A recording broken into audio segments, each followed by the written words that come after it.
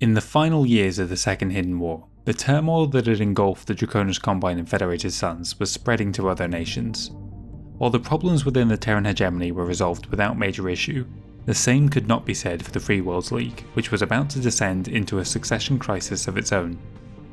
The unrest had been brewing since the Salaj Purge the previous century.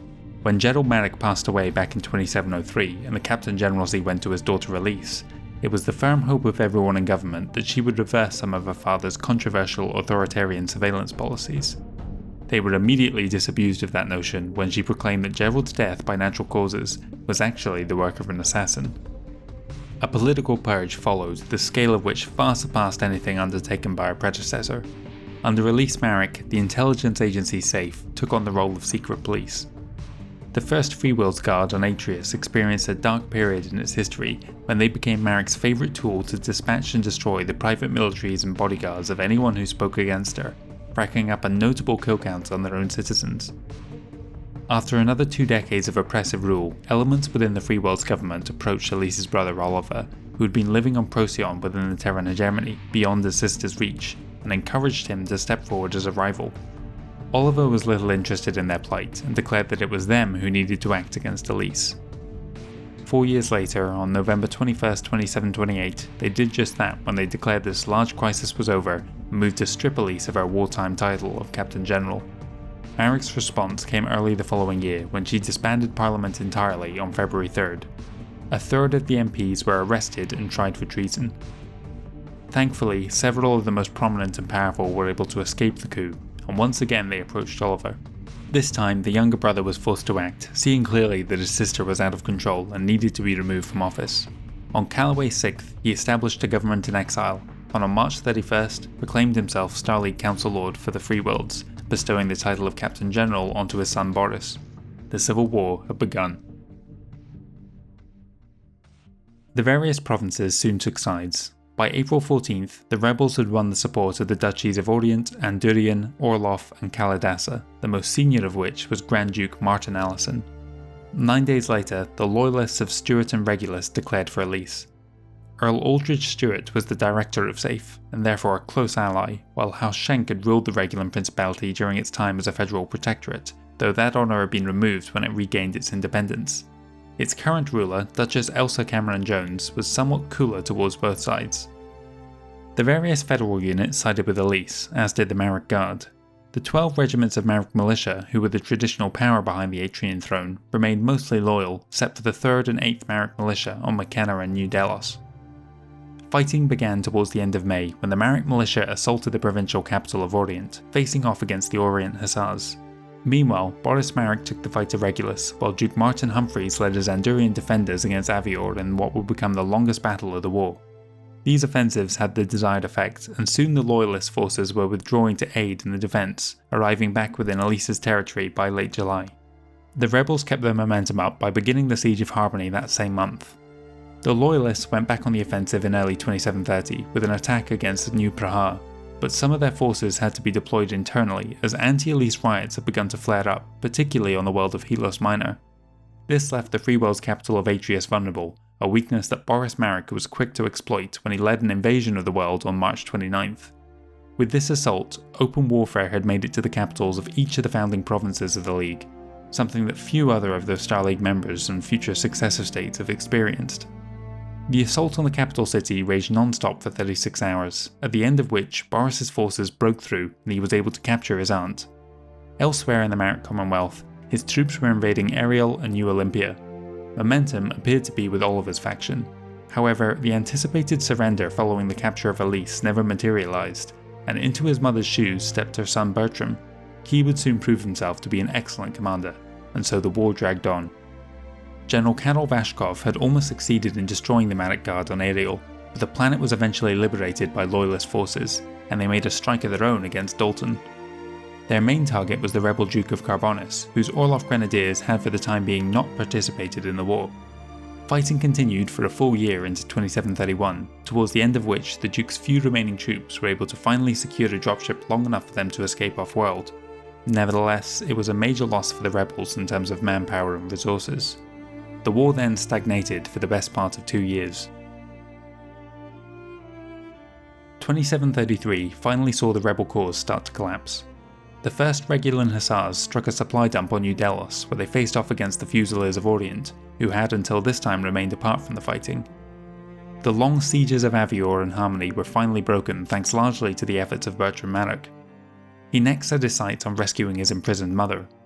The counter-invasion of Atreus began on February 9, 2734.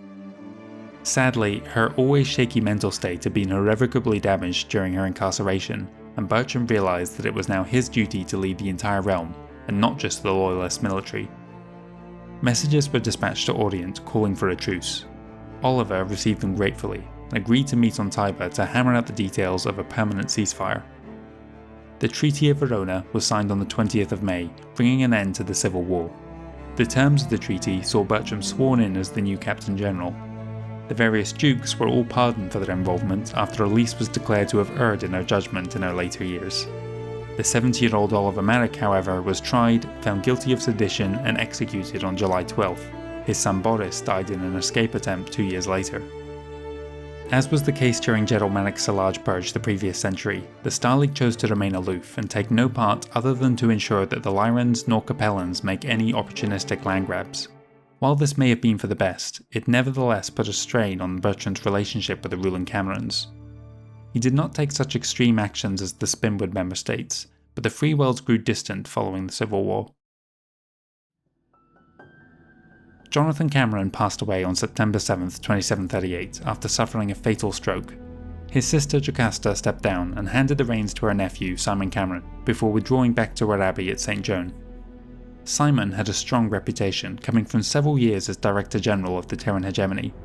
He was both idealistic and authoritative, and with the support of the Council Lords, he would likely have been able to reverse the deteriorating situation across the League. Unfortunately, he inherited a realm that was anything but united.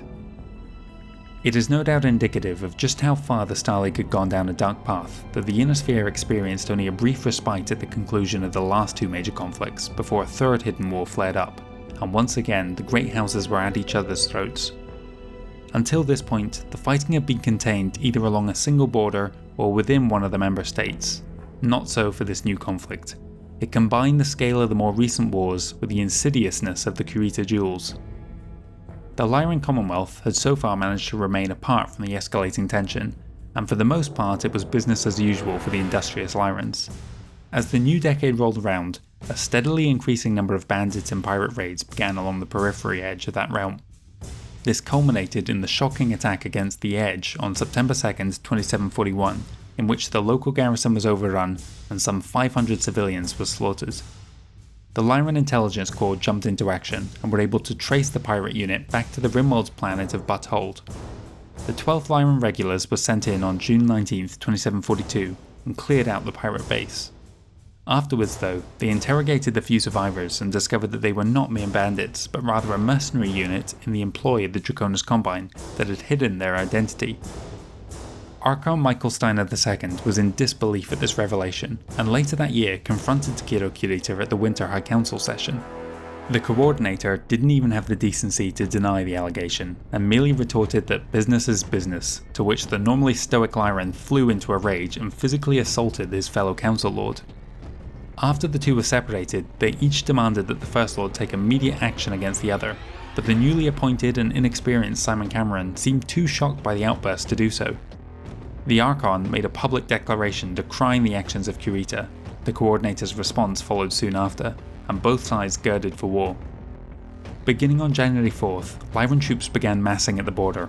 On Tamar, 5 brigades prepared to go on an offensive, while others took up positions at Satellitcha, Altenmarkt and Camlin. The DCMS mirrored them, and by February 26th had fortified Razelhag, Radstad and Alshane. But now Simon Cameron stepped in to curtail any chance of another major war between member states, and on March 28th dispatched naval detachments from the 10th and 16th fleets to restore order. Unfortunately, the cat was out of the bag, and before long, small-scale raids and skirmishes were occurring along almost every border in the Star League. When confronted, the Council Lords claimed to have no knowledge or involvement, and put the attacks down to overzealous local commanders. But when the Star League Intelligence Corps produced evidence to the contrary, their new response was to promise retaliatory strikes against their rivals, rather than de-escalate the aggressive actions of their own commanders. By the following summer, enough evidence had been gathered to conclusively prove that every state was engaged in these tit-for-tat raids. On June 7, 2744, Cameron changed his approach, commanding his troops to shoot on sight any enemy force that didn't immediately identify itself and surrender. From here, things escalated further as the so-called bandits began to travel with warship escorts, further dispelling the illusion that they didn't have backing from the Great Houses. At the end of 2745, on the 13th of December, the Free World's merchant vessel Timothy Leary was mistakenly destroyed at Vector by the Lyra Navy on suspicion of transporting illegal goods and narcotics into Steiner space. Tensions between the two, always shaky, now soared until it seemed a certainty that there would be open war. As it transpired, the only thing that prevented it was internal strife within the Free Worlds League. Captain General Ewan Marik dispatched orders to the various provincial forces to meet him at a staging post on Solaris in preparation for the assault. The Free Worlds Guards took point and waited for their reinforcements. The Fusiliers of Orient dutifully arrived not long afterwards, but it soon became apparent that no one else had heeded Ewan's call. Both the Principality of Regulus and Duchy of Andorian refused. Ultimately, it fell to the Juggernaut Regiment of the Stuart Dragoons to step up and take their place. The large part of the blame for this must be laid at Ewan's own feet. He was a deeply unpopular leader, a drunk and a blackguard, and he had steadily isolated himself from any potential support. In one incident, he brutally beat his own son, causing some within the Free Worlds Parliament to rally behind Kenyon Marik's side, chief among them Earl David Stewart. The recency of the Marik Civil War prevented any of these talks from going further, but it would help build a solid base of power for Kenyon later in life. By July 6, 2749, the FWLM was in position on Solaris and Uhuru, while the LCAF responded by moving troops to New Kyoto on August 7th. Once again, Simon Cameron intervened and sent in the Navy. By the 10th of September, the 8th and 11th fleets had moved to Solaris and New Kyoto respectively. Miraculously, large-scale warfare was once again averted.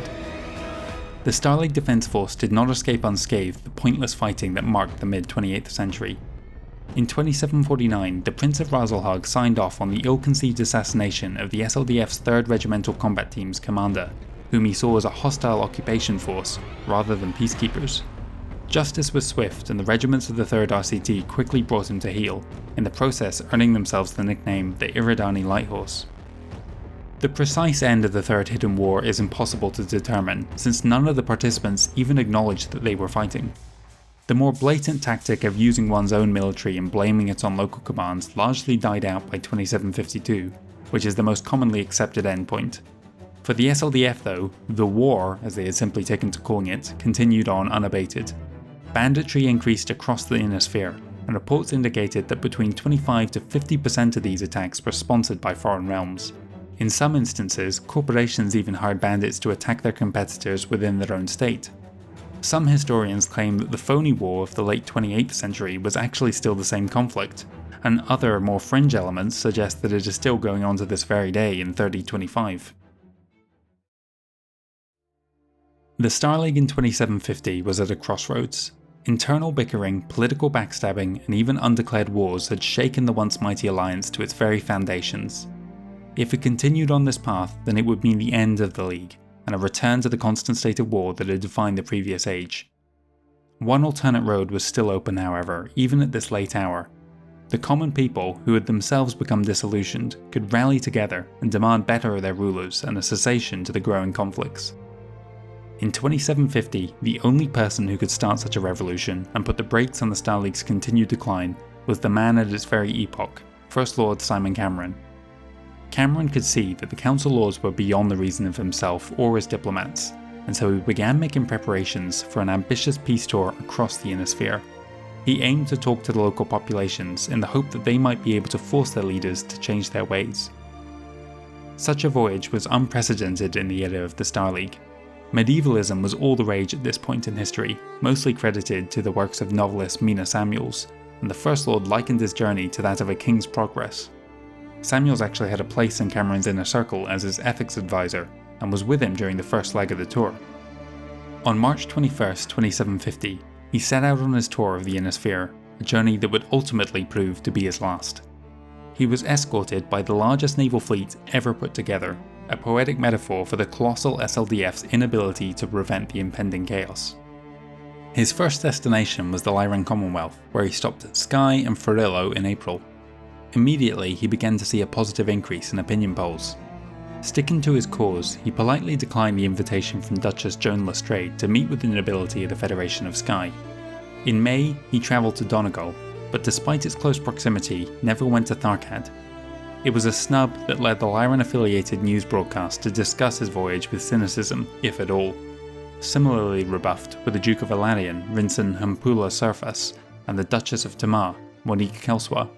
Coventry followed in June, New Cape Town in July, then Mississauga in August, Zongshan in September, and Johar in October. Then, he crossed the border into the Rimworlds, again skirting around the capital Apollo to visit Wotan in December and Steelton in January. Preparations were underway to reach Razelhag and the Draconis Combine by June, to hold a rare council meeting away from Terra. Several states refused to attend: the Taurian Concordat, Magistery of Canopus, Capellan Confederation, and Federated Sons, but he received confirmation from the other rulers that they would be in attendance. As he turned and headed for Draconis Space, he made a detour to visit Star's End, a stop that wasn't on his itinerary. The mining operation at New Silesia had piqued his interest, however, and he had the time for a diversion. On February 17, 2751, Simon and his entourage were descending to the 42nd level of the Consolidated Titanium's mining site. In Tunnel 5T, he was invited to try his hand at piloting one of the remote-operated machines that excavated the rocky asteroid.